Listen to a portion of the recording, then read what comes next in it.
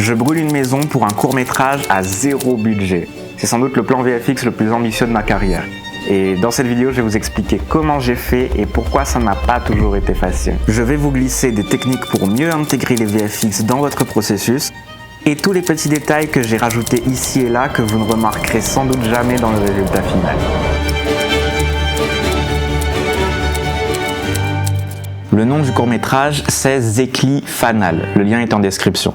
Le réalisateur est Stan Arabooks, un jeune filmmaker de La Réunion, là d'où je viens. Il a un impressionnant sens de l'image et ça faisait longtemps que je voulais qu'on crée ensemble. Sa proposition était de créer une scène d'incendie où le personnage se tiendrait debout face à une maison en flammes. J'ai déjà vu des scènes de ce genre dans certains de mes films préférés et j'ai toujours rêvé d'en recréer une avec autant d'émotion et de beauté.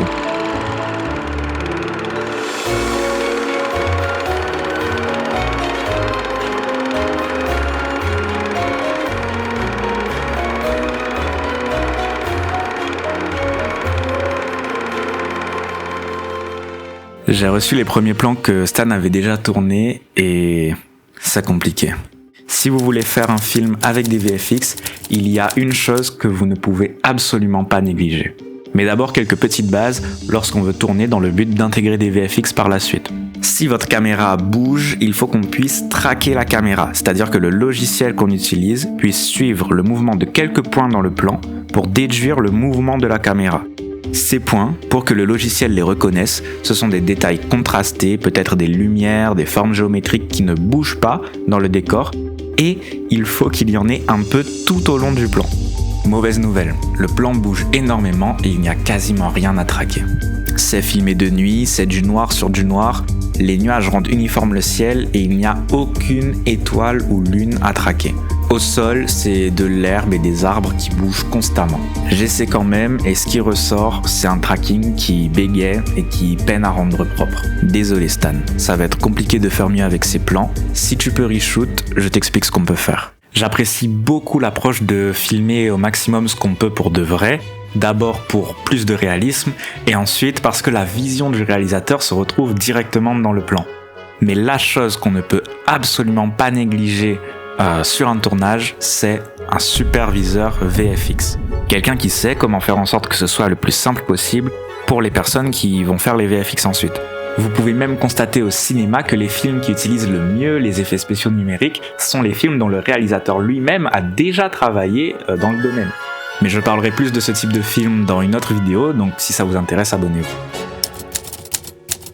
Stan m'a juste demandé de brûler une maison, mais j'aimerais rajouter un petit détail en plus qui rendrait encore plus intéressant ce qui se passe à l'écran. J'ai commencé à essayer de modéliser la maison en 3D dans Blender, en essayant de reproduire une case créole comme on en trouve à La Réunion. J'ai puisé dans mon propre vécu et j'ai cherché quelques références photos en essayant de coller au style de case que Stan m'avait demandé. La première que je lui avais proposée était beaucoup trop grande et riche, mais très vite je suis arrivé à la case parfaite. Le toit en tôle caractéristique de La Réunion, des portes et fenêtres comme on peut en retrouver à plein d'endroits de l'île, et le tout en bois pour que ça brûle facilement.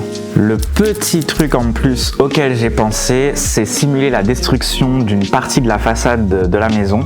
D'abord pour rajouter un impact réel à l'incendie, et ensuite pour donner du mouvement, rajouter de l'intérêt dans le plan. Il n'y a plus qu'à brûler tout ça et ajouter quelques petits détails que personne ne remarquera jamais parce que la scène est sombre. Pour l'incendie, deux options s'offrent à moi. Soit j'utilise des vidéos stock de feu que je place par-dessus ma maison, mais c'est une technique moins souple on va dire. Soit je fais carrément une simulation de feu et de fumée sur mon petit ordinateur portable. Mais au moins on aura ces beaux volutes de fumée qui enveloppent notre façade. C'est l'occasion pour moi de fumer un logiciel qui me fait de l'œil depuis un petit moment, Embergen. Il me permet de faire des simulations de fumée ultra réalistes en temps réel à condition d'avoir une carte graphique RTX. Une fois que je suis satisfait de mon incendie, je l'importe dans Blender où je vais styliser un peu son look. Puis, pour les détails, déjà, dans le plan de base, il y avait des insectes qui volaient autour de l'acteur. Je place donc des insectes un peu partout dans ma scène, ça donnera un peu de vie au plan.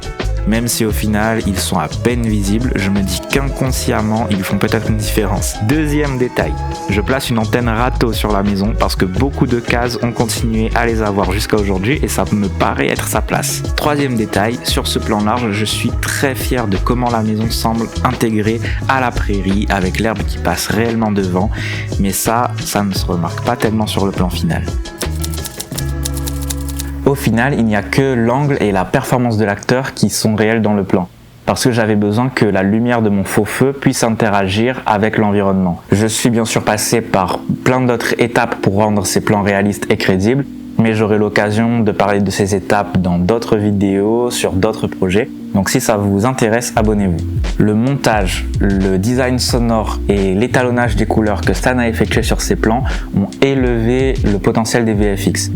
Et on se retrouve avec un court-métrage qui est très puissant et très fort. D'ailleurs, c'est aussi l'avis d'un public de professionnels et de passionnés d'audiovisuel, puisque le film a reçu un prix du public lors d'une projection à Lyon. Bravo Stan et félicitations à toute l'équipe.